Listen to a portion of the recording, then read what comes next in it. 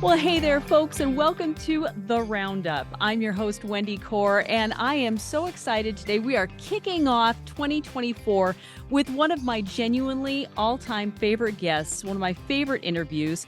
This is Craig Johnson, and you folks know Craig Johnson. You know Longmire.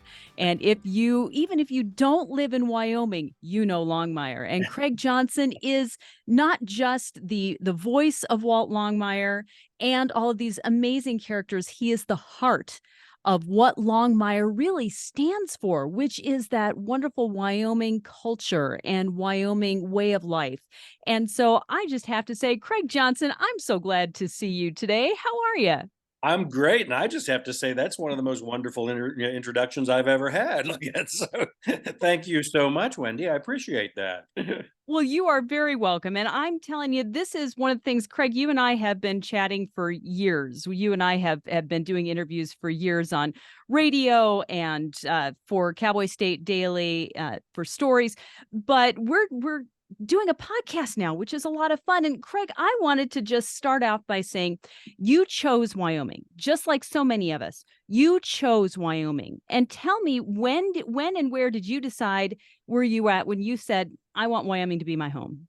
Oh, well, it was actually pretty simple like that. I was actually working up in Montana near Dillon and delivered some horses down for a rancher up there like that. And I was supposed to meet a guy like that who was coming up from Oklahoma City like that to pick up these horses. And I don't know how it is they chose U Cross like that, but they chose U Cross. Well, you know what? I know why they chose U Cross because U Cross has a public corral like that, which anybody can use like that. And so the rancher I was working for was pretty cheap like it, and so he didn't really want to pay to store the horses while he was waiting for this guy from Oklahoma to get up here. And so they sent me off like that with this 8 stall horse trailer like that, and I came down here and I got here. And the guy from Oklahoma City had not shown up. Like it, and I said, I went over to the U-turn Inn, which was the bar in U Cross at that point in time, an old Texaco station that they had converted into a bar. Like it, and it's actually the model for the Red Pony Bar and Grill, like that, which is in the books and in the television show.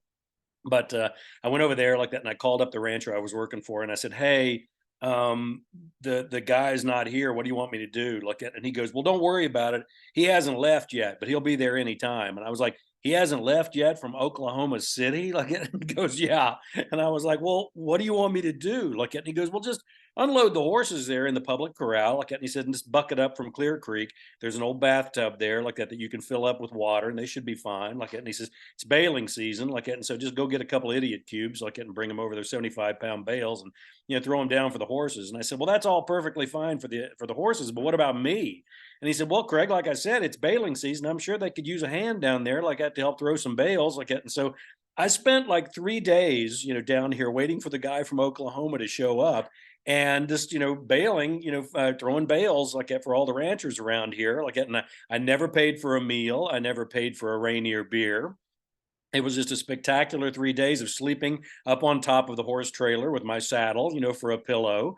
And, boy, I mean, as I'm looking out the window right now, like that, it's like the wind's blowing, of course, like that, but it's pretty warm, like that, for a December, as we've been like a kind of an unseasonable, warmth here, in Wyoming for the last couple of days, but we'll take it, because it gets you a chance to haul more firewood and do everything else. But I just remember sleeping on top of that horse trailer, like looking up at that splay of stars, which the Northern Cheyenne and the Crow call the hanging road, that thicker part of the Milky Way that you look back through like that. And, and it was in the fall and the trees were starting to change and there was snow up on the Bighorn Mountains. And I just thought to myself, boy, this is it. This is where it is that I want to be. Like, and that was, my gosh, I guess I bought the property like at something like maybe 35, 35 years ago, I think it was. And then like got out here like and did you know you have to pay for property, Wendy? Did you know that they won't Y- just give it to you? I did actually know that, Craig. It's Yeah. outrageous. I couldn't believe it. Like I had to pay for that. Like and so I had to squirrel away enough money like to be able to buy the property. Like and did that. And then after overcoming the financial destitution of buying the property, got enough money scraped together to buy a log cabin kit. and I use the term euphemistically kit. Like that, basically when they show up, they drop off the logs, and say, there, you've got enough logs to build what it is you want to build. And that's it, and I figured, anything you fine tune with a chainsaw, I can probably handle like it. And so I built our little cabin that I'm speaking to you from this morning like that. And little 32 by 24 like that, and got the windows and doors put in, and I got Judy out here, my wife. And that's when we started living in Wyoming. I guess it's been, coming up on close to 30 years ago, I guess it was. And Judy had a store she wanted to start over in Sheridan, which is now the Bucking Buffalo Supply Company that's in here in Buffalo. But I always wanted to write. That was what I was trained to do and what I wanted to do, like that. But wanting to be a writer, as I've said before, is kind of like wanting to be an astronaut. The odds against you are so great, you might as well not tell anybody about it and just keep it to yourself, like that.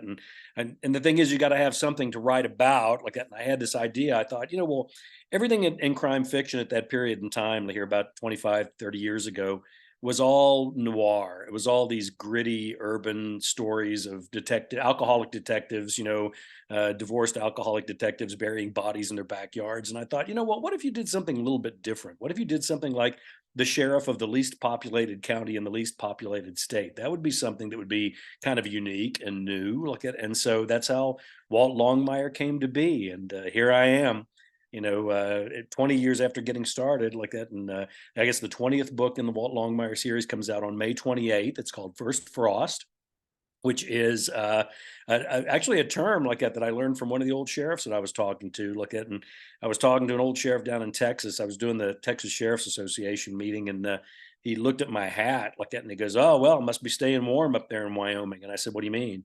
He goes, "Well, you still got your palm leaf hat on." Like that. And I said, "Yeah."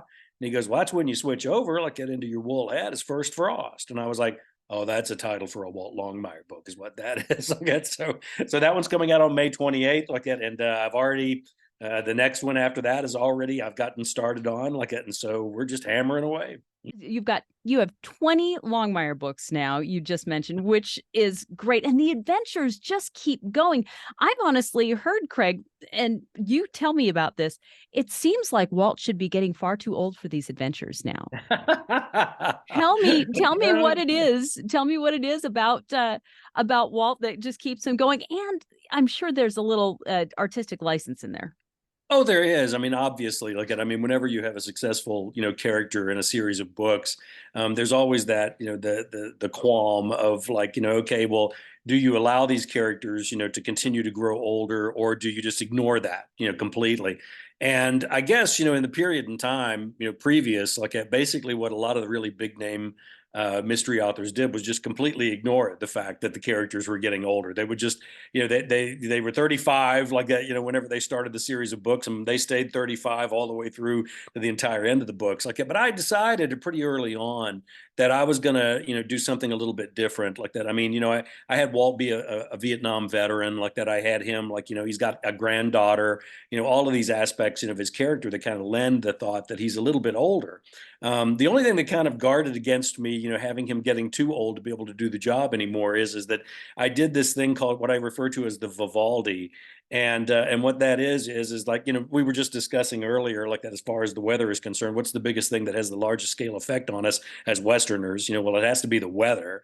And so, for me, like that, it became important that, when you're using a kind of an isolated kind of environment, like the smallest, least populated county in the least populated state, you could very easily become a victim of what I refer to as the Mayberry incident, which is, everything's kind of friendly, happy village, and things kind of go along, and it's a cozy and all that, like that, which is fine. Like that's a fine type of book to write, but it's just not the type of books that I write.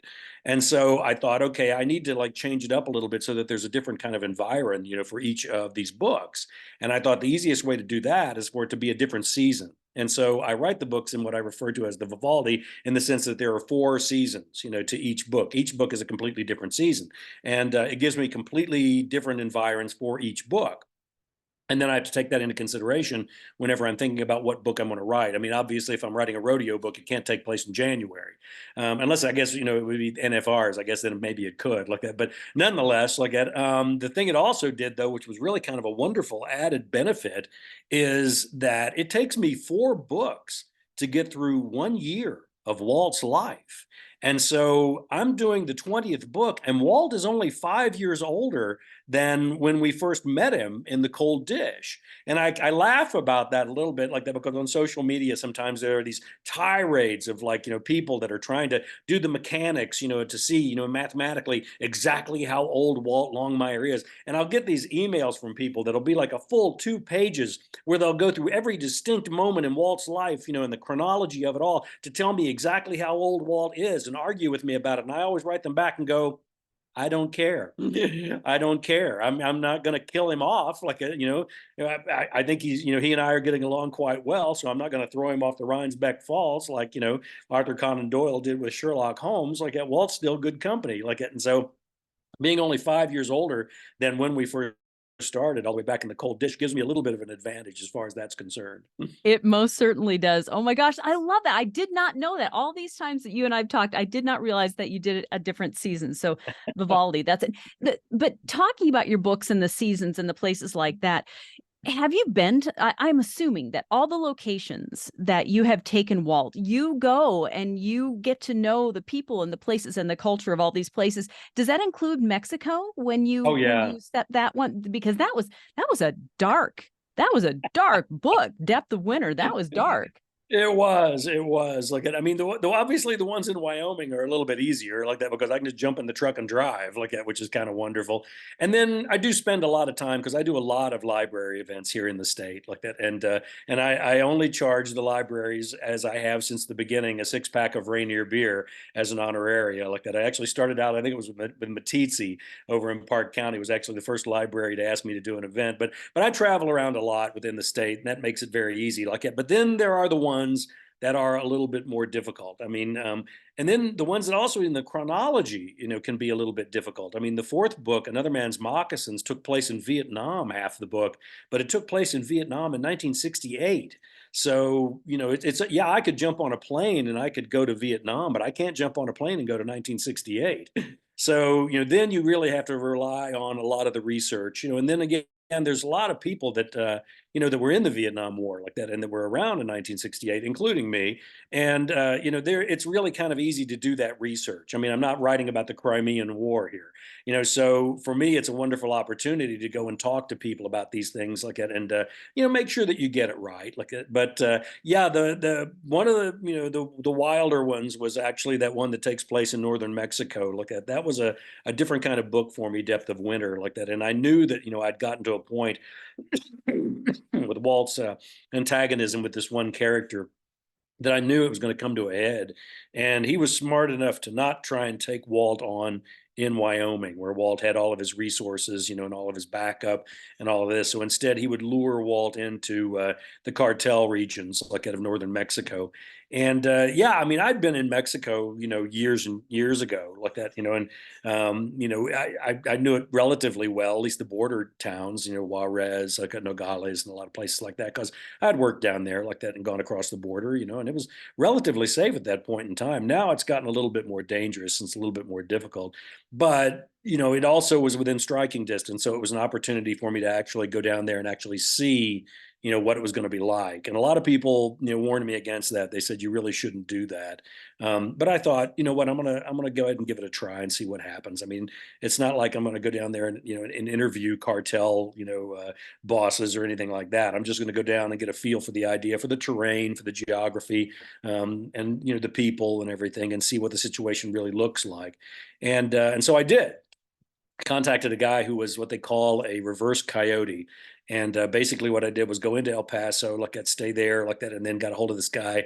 I'd contacted him through the internet, like that. And basically, what they do is they'll take you into Mexico and guarantee, they can't guarantee as much as they can that they'll get you back out alive, like that. And so I went and met with him like that, and yeah, we had some adventures like that. There was one point in time like that where we were going down into the desert region there outside of Juarez, and he warned me. He said, this is kind of a dangerous area like that. You need to be careful. And he said, I would advise us not to do this. And I said, well, this is where the majority of the book takes place, and so I really kind of need to go.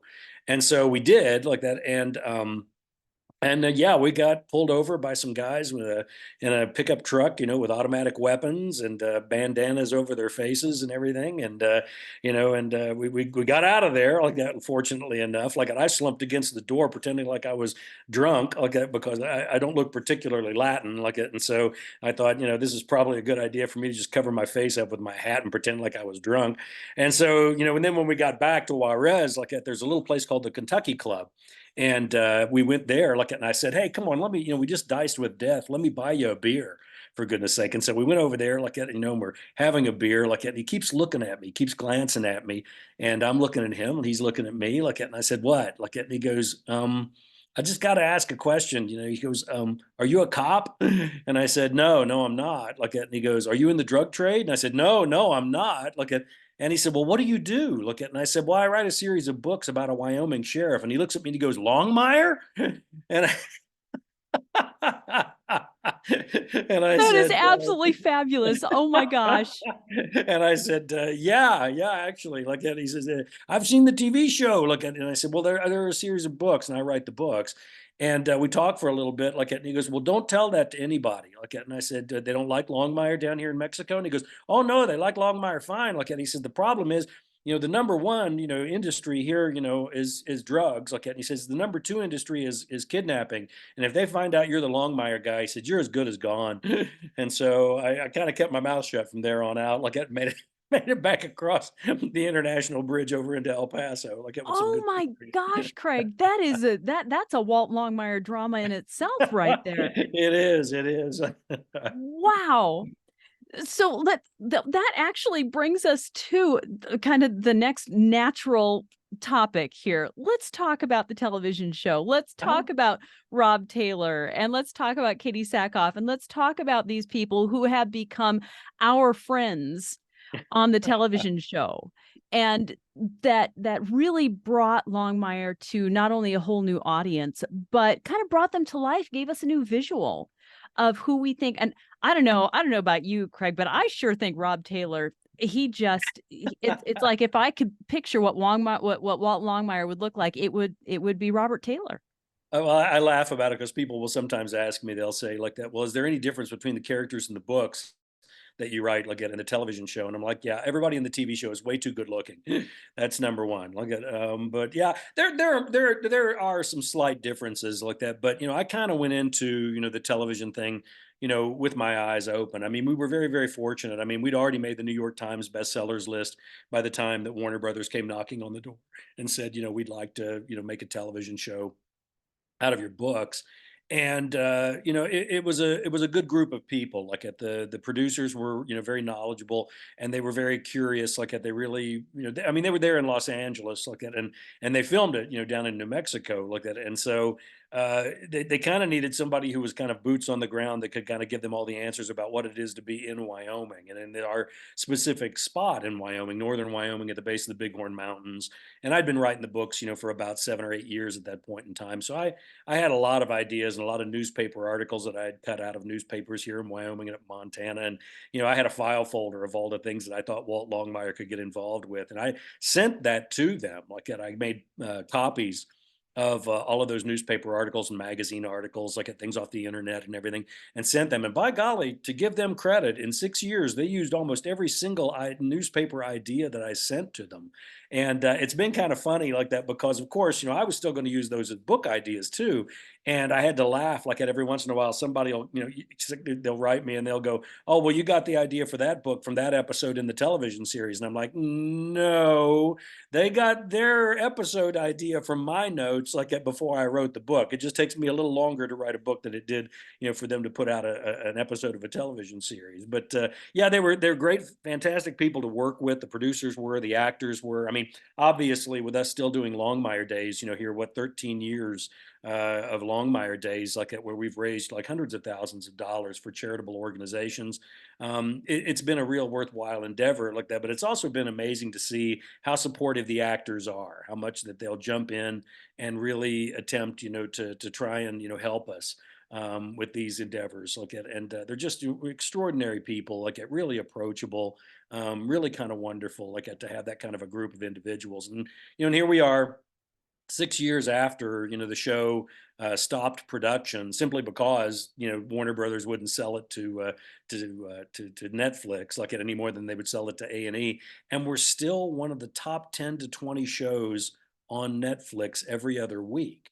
I can't help but think that probably what happened was after Netflix couldn't buy Longmire because they could make a lot more money if they owned the show from Warner Brothers, and Warner Brothers wouldn't sell. I think can't help but think that like what their thought process was, both the thought process for Warner Brothers and for Netflix at that point in time was, we got this little Indian cowboy show that takes place in Wyoming. It'll go for another year or so, and then the ratings will fall off, and we'll just quietly cancel it, and that'll be the end of it. Well, that was 6 years ago, and the show still is maintaining it's one of the most watched shows on Netflix. And it's really kind of wonderful to see that like that because I mean there are a number of reasons why I'm proud of that. With the books and with the television show, and in the sense that I think Walt really does kind of like embody an awful lot of the aspects of Wyoming that we really stand by. I see an awful lot of things on television and read a lot of stuff, and I think to myself that just really isn't us. That isn't what we're really like or what we stand for. I mean, Walt's kind of he's going to do the right thing no matter what, no matter how difficult the situation. He's also the guy. I mean, the way that I describe him is if I slide off I-80 in the middle of the night in January in a blizzard, a pair of headlights come, up behind me there to help pull me out of the barrow ditch. Walt Longmire is the guy that I want in that truck. And so for me, he's a good embodiment. I mean, the books are, translated into like a couple of dozen languages, and some remarkably successful. I mean, we're bestsellers in France, for goodness sake, which is a bit of a surprise, which is nice because I can bring Judy to France at least once a year, which is kind of nice like that. But he just is a good ambassador, I think, for who we in the West really are. Where you stand by your word, you do the right thing. All of those things that I think that we kind of stand for. And I can't help but think that even with as handsome as Robert Taylor is, a little bit of that philosophy kind of helps, kind of carry us through along with it. I've You never had anybody complain. Certainly, no female viewers have ever complained about Walt's looks. I get it, no, and I haven't had too many male viewers complain about Katie Sackhoff's abilities as an actress either. Like that, so kind of yeah, handy that. that absolutely no. I can't personally attest to that either. So yeah, let me talk just real quickly about Longmire Days. This is an unusual situation for an author where you get to actually interact with the fans of your characters more so than a book tour. And you have done, I mean, you do book tours with every new release. You do, you've been actually, you just got done because here we are, the new year. You just got done doing a tour locally in Wyoming for your Christmas story, which I just think is Mhm. phenomenal. You do that every year. But you actually get to interact on a much bigger scale than a normal book tour. And tell me Yeah. about how that feels. Well, I mean, you can approach this business in two different ways. You can either be kind of isolated and reserved and, not have a lot of interaction, with your readership. Or you just throw that stuff out the window like that and just, really be approachable and be, a friend, to the people that are like, these people are, I have a $28 contract with everybody that buys my books.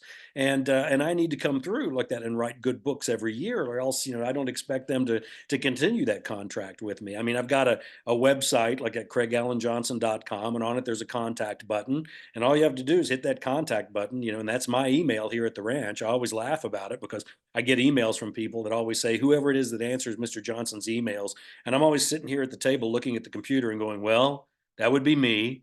And so sometimes they have a quiz. They want to make sure it's really me. Sometimes I fail. They sometimes know more about the books than I do. But just as a general rule, I mean, yeah, you get a few cranks every once in a while, or a few people that really, don't like the books or don't like the characters. But I laugh at a certain percentage of those because there will be people who say, I hate your books. I hate the characters. I'm never going to read them again. And then they write you again the next year and go, I still hate your books and I still hate your characters. And I'm never going to, I'm like, well, you're still reading them. That's kind of interesting that, you don't like them that much. But overwhelmingly, it's wonderful, positive, amazing responses, to the characters and to the books. And I mean, I wouldn't cut myself off from that for anything in the world. I mean, it's so wonderful. I mean, some of the things that people say, some of these marvelous commentaries, on the books, on the writing, and on everything. It's just a joy, to my life, and I can't imagine not having that. And then, yeah, the embodiment, of course, of that, is Longmire Days. The tours, of course, but also Longmire Days. We've been kind of amazed at the thousands of people that show up at Longmire Days every year. People that just want to see that world.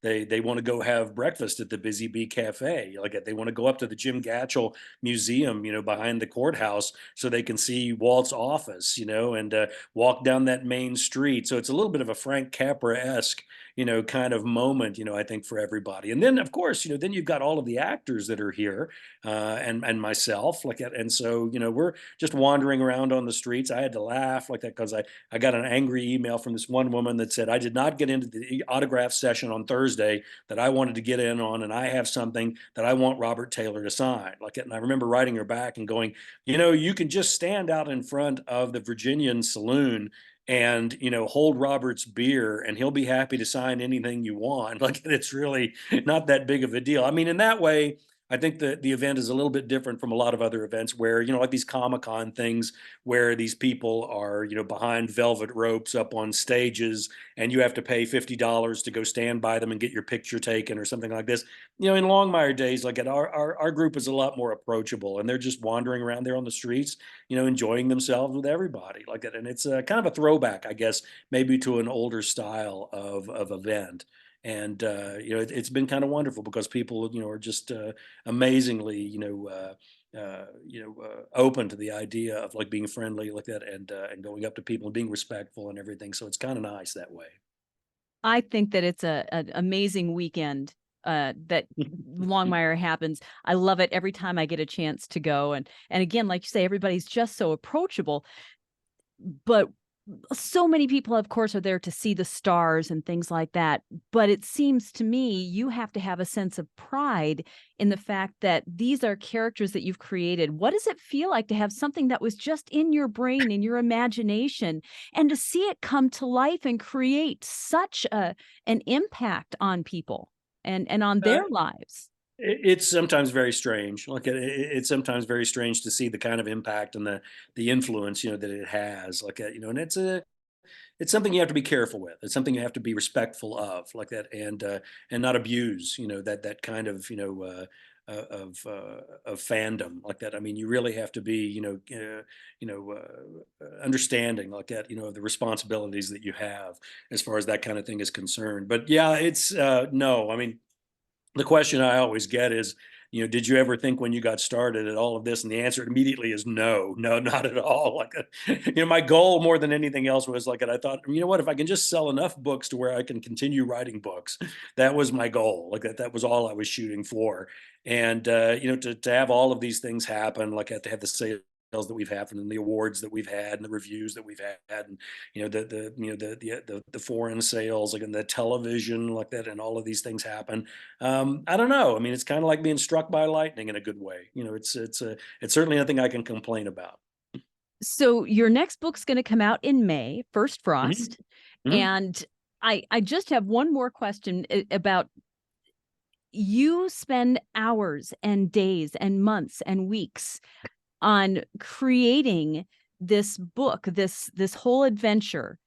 How do you feel when you hit send on that very last I'm done now. I'm sending it off to the editors. I'm sending it off to the publishers. Do you feel like you're releasing a little bit of yourself because now after you've done with it, it's not yours anymore, really? Well, it's interesting. You should ask that question because I think the answer is probably going to be a little bit different from what you might suspect. There's a sadness that goes along with it. I have to laugh like that because I get these emails from people that'll say I always slow down when I get towards the end of your books like that because I know I'm going to have to wait another year, before I'm going to get another one. And so I have this tendency to slow down towards the end. And I always write them back and go, me too. I get towards the end of a book, and it's not like I don't know that there are going to be more books, and I know that there's going to be more adventures and more time with these characters. But for this one moment, I'm losing them. I've had them for this one moment, this one adventure, and then they're gone. Like that, and then I'll pick them back up. The first thing that I do whenever I finish a book, the first thing I do is go and open up a new Word document, a blank page, and write the first sentence of the next book, which kind of makes it so that I know that that future is there. I know that those characters, they're going on, and it's going to be okay. Like it helps salve my nerves a little bit, like it, and thinking that it might be over. But yeah, no, it's and then there's the spectacular aspect of it. I mean, it's like having a child, I think, in many ways. Like that, I mean, you do your very level-headed best, to prepare them and get them ready. And then at one point in time, they're going to walk out of your life and out into the wide world. Like that, you try and make sure that they have the tools that they need to do what it is that they need to do. Like that, and you just have to let them go at a certain point, like that, and move on with the next one. Because if I didn't do that, then I would still be rewriting the cold dish like after 20 years. And even though I would like to think that it would have been a better book, like I think it was probably better served for me to go on ahead and write some other novels along the way too. Well, I think that's great. And that's good news for us as Longmire fans to know that as soon as you're done with one book, you've got the first sentence written for the next, because Absolutely. we all are anxiously awaiting the next Longmire book, which again is going to come out in May. What's the launch date? It is May 28th is the date right now. All I right. kept turning the books in early, like because I refused to be caught in a deadline, and so I would turn the books in 3 and 4 months early. Like, and finally, Viking Penguin said, "Are you trying to change your pub date? Are you trying to?" And I was like, "No, not really." Like, and I said, "But I don't really care either." I said, the big thing for me is, of course, touring out of Wyoming. The Cold Dish tour happened in January, and Viking Penguin learned very quickly, like that, I was going to get stuck either at an airport in Wyoming or outside of Wyoming and not be able to get back in or get out like that. And so they kind of moved me through the spring, like that, and through the summer, and then into the fall. And so we've been there like that for a number of years now, like that. But as long as I can get the ranch work done, it really doesn't matter to me what time of year it is that I come out.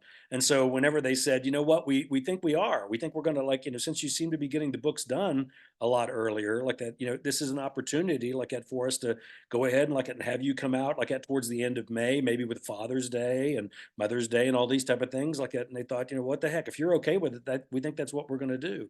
And I said, that's perfectly fine by me, as long as you don't get in the way of irrigation season or me doing firewood or hay. We'll all be fine. We'll all be fine. Your priorities are there. That's good. Absolutely. Craig Johnson, this has been an absolute delight. Thank you so much for your time today and for bringing us these wonderful adventures that help us to really feel proud of being Wyomingites. It's like, yeah, Oh, Walt thank Longmire, you. he's our ambassador, and Craig Johnson is the man behind Walt Longmire. Craig, thanks so much. Say hello to Judy and tell her thank you for being your inspiration, because we're sure we're grateful for it. Well, thank you, Wendy. Thank you so much for having me. This is always a blast. Some of my most enjoyable interviews. You're an absolute charm, I tell you. Well, thank you. And folks, thank you for tuning in to our podcast, The Roundup, a Cowboy State Daily podcast. I'm your host, Wendy Core. Tune in next week as we chat with another great Wyoming personality about news and views that are important to you. Have a great week.